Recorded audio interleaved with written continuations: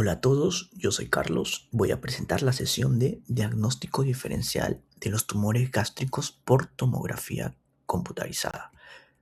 Los objetivos son revisar las principales referencias anatómicas del estómago, describir los hallazgos radiológicos de los principales tumores gástricos, comprender los principios de la estadificación del TNM y su aplicación en el informe estructurado, y reconocer el rol del radiólogo en el diagnóstico, estadificación y seguimiento de los tumores gástricos.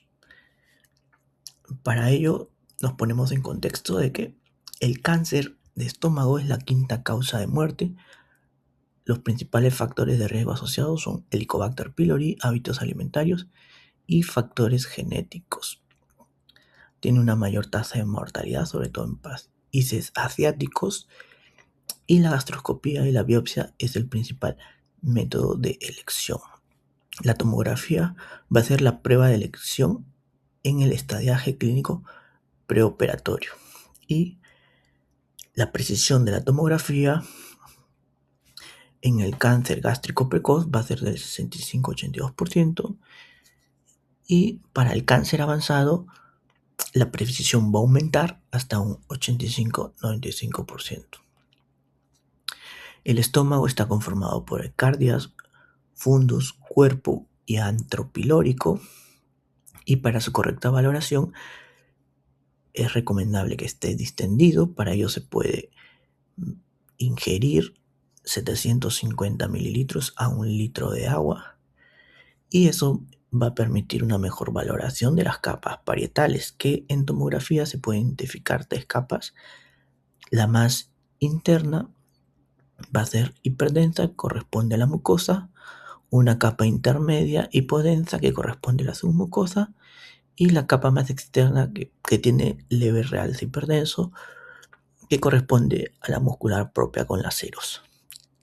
Tener en cuenta que pueden haber pseudoengrosamientos parietales, sobre todo en un estómago no bien distendido, y es frecuente cerca de la unión gastroesofágica, que nos pueden conllevar a falsos positivos.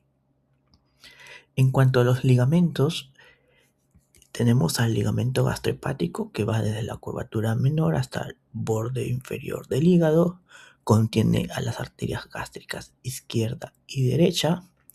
El ligamento hepatoduodenal va desde el ilio hepático hasta la primera segunda porción del duodeno. Contiene a la tríada portal.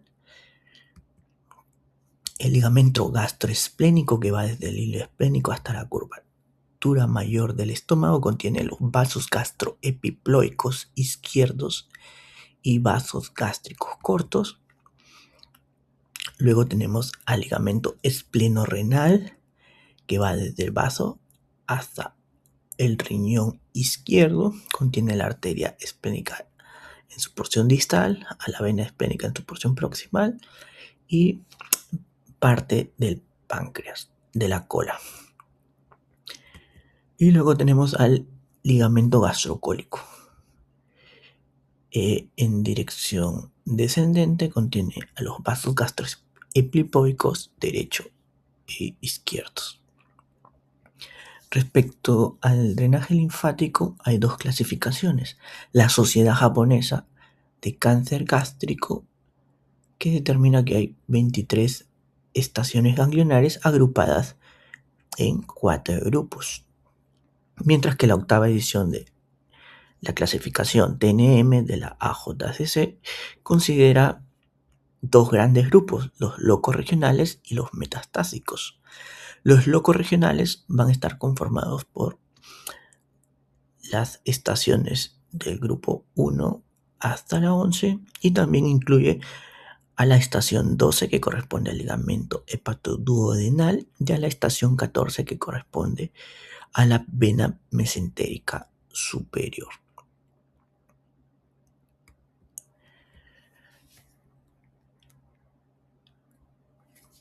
En cuanto a la clasificación de los tumores gástricos, según su tipo histológico, vamos a tener que la mayoría pertenecen al tipo adenocarcinoma. Luego tenemos subtipos papilar, tubular, mucinoso y pobremente cohesivo. Luego tenemos al linfoma, que puede ser difuso de células grandes o tipo mal. Tenemos tipos histológicos mesenquimales como el tumor GIS y el tipo histológico neuroendocrino. Vamos a comentar ahora el adenocarcinoma gástrico. Se clasifica en dos: intestinal y difuso según la clasificación clásica de Lauren. El intestinal se caracteriza por tener un patrón de crecimiento en masa localizado. En este caso, en la tomografía vemos como hay un engrosamiento nodular. Se suele corresponder con la clasificación de Borman tipo 1 y tipo 2, que corresponden a un patrón de masa o un patrón ulcerativo, respectivamente. En cuanto al tipo difuso, tiene un patrón de crecimiento más infiltrante a lo largo de la pared. Se va a asociar al tipo 4 de la clasificación de Borman, que corresponde a un patrón difuso e infiltrante. Histológicamente pueden haber células no cohesionadas dispersas con células en anillo de sello, lo que da la característica de que tenga un patrón difuso, rígido, que hasta cierto modo ocasiona un patrón de estenosis, ¿vale? Luego tenemos a la clasificación japonesa macroscópica, que se suele utilizar en endoscopía. En cuanto a la estadificación, utilizamos el TNM. El CEDIA recomienda utilizar el informe estructurado y se va a tener en cuenta los siguientes parámetros. 1. Localización. Se debe precisar en qué parte del estómago se localiza el tumor, si es que está localizada en cardia, fundus, cuerpo, antro o en todo el estómago. A nivel circunferencial, si se encuentra localizada en la pared anterior, posterior, en la curvatura menor o mayor, o tiene un patrón circunferencial. Y es importante también mencionar la distancia a la unión gastroesofágica de cara a una planificación quirúrgica. Luego, el tamaño del tumor en centímetros, si es que es medible o no medible. La profundidad, para eso vamos a utilizar el descriptor T. El T1A si se localiza en la mucosa, T1B si se localiza en la submucosa. Luego tenemos al T2 cuando ya invade la muscular propia, T3 si es que invade la subserosa o los ligamentos perigástricos, y T4A si es que invade la serosa, y T4B si es que invade ya los órganos adyacentes.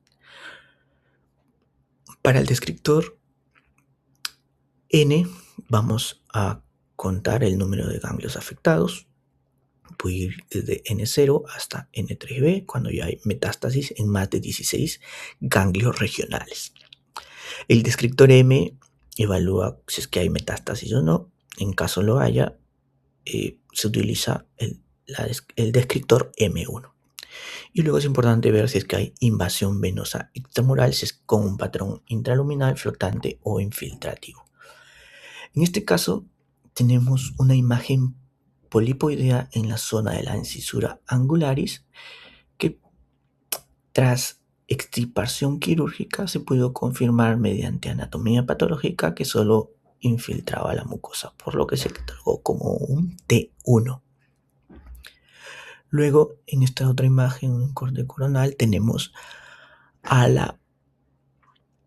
un engrosamiento hipercaptante de la pared que afecta todo el espesor del antro, preserva el margen externo, no hay cambios en la densidad de la grasa perigástrica, por lo tanto indica que se trata de un estadio 2, que no llega a invadir ni la serosa ni la grasa perigástrica, pero que sí invade gran parte de la pared gástrica hasta la muscular propia. Luego tenemos este otro caso, un engrosamiento de la pared a nivel del antro gástrico con irregularidad de la capa externa. Hay cierta nodularidad de la gástrica. Entonces, como ya hay cierta inflamación perigástrica, se podría tratar de un estadio 3. Y si hay invasión de parte de las ceros, hasta 3-4A. En cuanto a la otra imagen, tenemos un engrosamiento irregular también de la zona antropilórica del estómago, pero que ya invade de forma extramural hasta la parte del anterior de la vesícula biliar de forma irregular. Por lo tanto, cuando ya invade otros órganos, estamos ante un estadio 4B.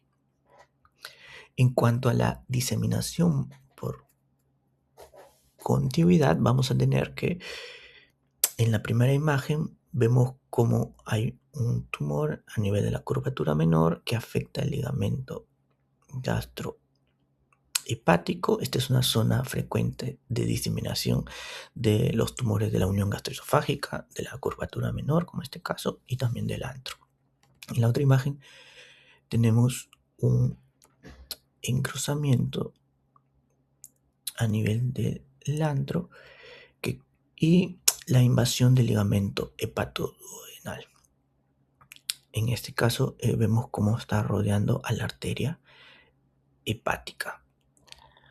Y luego en la otra imagen vamos a tener un tumor de la curvatura menor con afectación de la curvatura mayor, con afectación del ligamento gastroesplénico. En este caso, el hilo esplénico y el vaso se ven infiltrados. Entonces tenemos que el ligamento gastroesplénico es vía de diseminación frecuente para los tumores localizados en el fundus y parte superior de la curvatura mayor. En cuanto al descriptor N,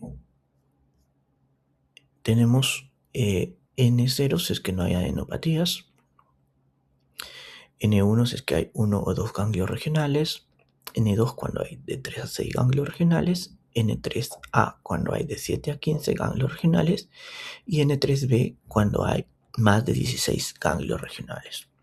Los ganglios regionales pueden ser perigástricos y extraperigástricos. Tener en cuenta que los ganglios linfáticos no regionales o a distancia no se evalúan dentro del N, sino dentro del descriptor M. Muy bien. ¿Cuándo se considera un ganglio positivo? Cuando el tamaño absoluto medido en el eje corto supera los 10 milímetros y la densidad es superior a 85-100 unidades Hadfield en fase portal.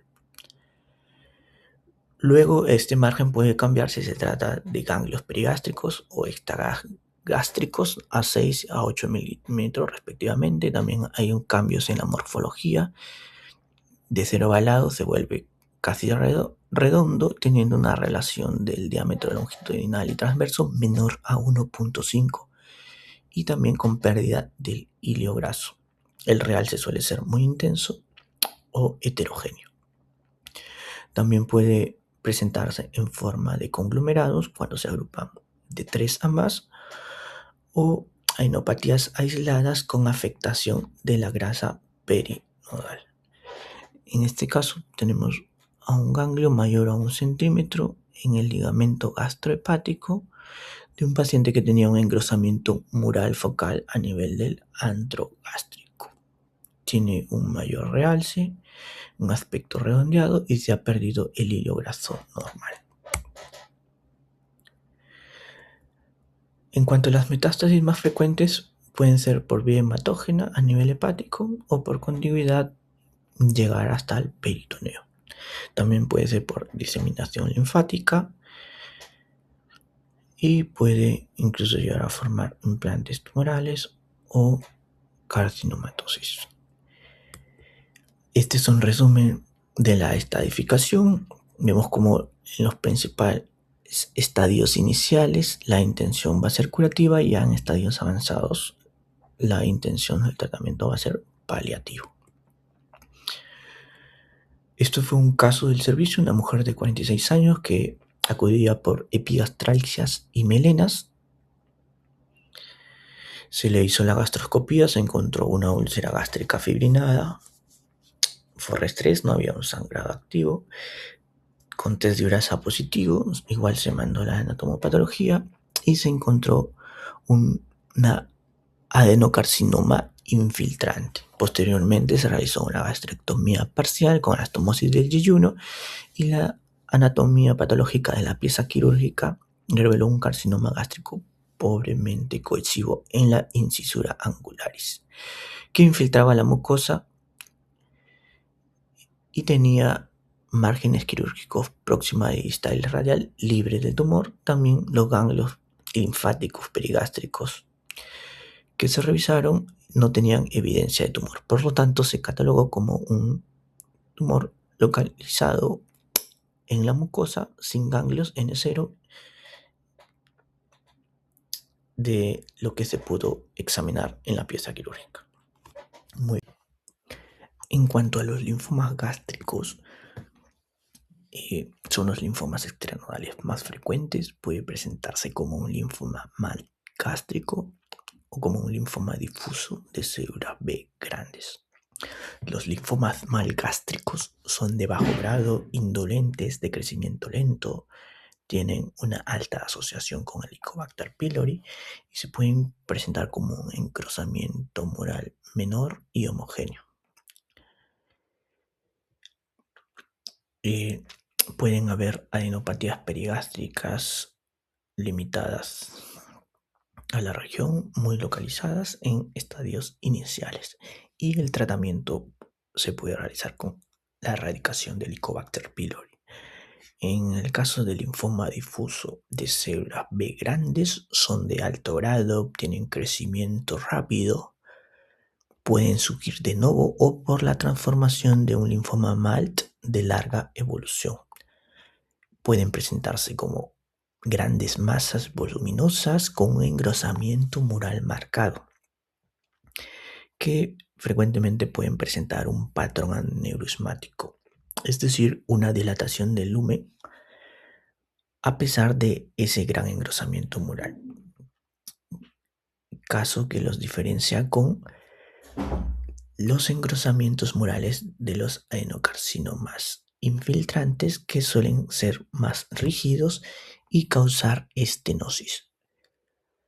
Pueden haber más adenopatías difusas con metástasis y perigástricas o retroperitoneales. El tratamiento se puede realizar con inmunoterapia. Es el caso de un paciente con linfoma MALT gástrico. Tenía un engrosamiento mural en la curvatura menor a nivel de la incisura angularis. Estaba asociado a ganglios perigástricos en la curvatura menor y en la curvatura mayor, pero que no tenían un tamaño significativo. Este otro caso fue de un paciente que tenía un engrosamiento focal de la pared gástrica a nivel del fundus, que también se acompañaba de lesiones hipodensas en el vaso subjetivas de metástasis, con adenopatías a nivel del tronco celíaco y de la arteria esplénica, así como también a nivel del retroperitoneo y a nivel de la cadena ilíaca externa. En cuanto a los tumores neuroendocrinos gástricos, pueden ser tipo 1, tipo 2, tipo 3. Hay que sospecharlos en el caso de que se presente una masa gástrica en el contexto de una gastritis atrófica crónica con hiperplasia de células enterocromafines o hipergastrinemia. Los del tipo 1 pueden tener un patrón de múltiples masas hipervasculares menores a 1 centímetro. Los del tipo 2, que son los que se asocian a síndrome de Zollinger-Ellison con hipergastrinemia, pueden tener masas de 1 a 2 centímetros. Y los tipo 3, que se asocian a la sobreexpresión del gen mutado TP53 sin hipergastrinemia, pueden presentarse como masas solitarias mayor a 2 centímetros y son los que tienen peor pronóstico. Este fue el caso de una mujer de 60 años que consultó con pesadez postprandial. En el TAC se vio una imagen nodular parietal hipercantante y que posteriormente, luego de la gastrectomía, se vio que la pieza quirúrgica tenía una anatomía patológica de un tumor neuroendocrino G1 con un Ki67 inferior al 3%, con invasión vascular y que llegaba hasta la serosa, por lo que se le dio de un T4. Luego vamos a pasar a los tumores del estroma gastrointestinal o GIST, que son tumores que se originan en las células intersticiales de Cajal. Pueden ubicarse a lo largo del tracto gastrointestinal, siendo el estómago el 50 al 70% de los casos. En la tomografía se suelen presentar como lesiones exofíticas, aunque también pueden tener un patrón intraluminal o mixto. Los signos de malignidad van a ser cuando el tamaño supere los 5 centímetros, haya ulceración o necrosis, como en este caso, así también como un índice mitótico elevado, y el tratamiento puede realizarse con resección quirúrgica o imatinib. Suelen ser masas heterogéneas, de contornos lobulados, con necrosis, puede incluso llegar a haber hasta fístula, ulceración y calcificaciones. Esta es otra forma de presentación de un GIST intraluminal,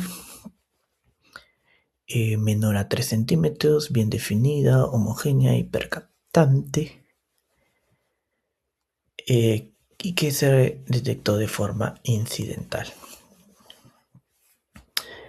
Así como en el servicio, este caso de una mujer, de un varón de 80 años, que tenía clínica inespecífica, que de forma incidental se encontró una masa cuando se realizaba un angioTAC por un estudio de una ateromatosis del eje aortoilíaco. Se encontró una masa exofítica a nivel del ligamento gastrocólico de forma incidental. Este fue una mujer de 60 años que consultaba por dolor abdominal. También se le encontró una masa exofítica que fistulizaba hacia el estómago, compatible con un tumor del estómago gastrointestinal. En resumen,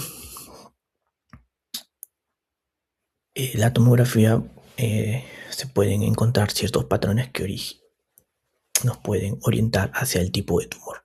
Los adenocarcinomas gástricos pueden presentarse en forma de masa, focales o difusos, a modo de linitis plástica, con engrosamiento mural concéntrico difuso, causando rigidez y hasta estenosis.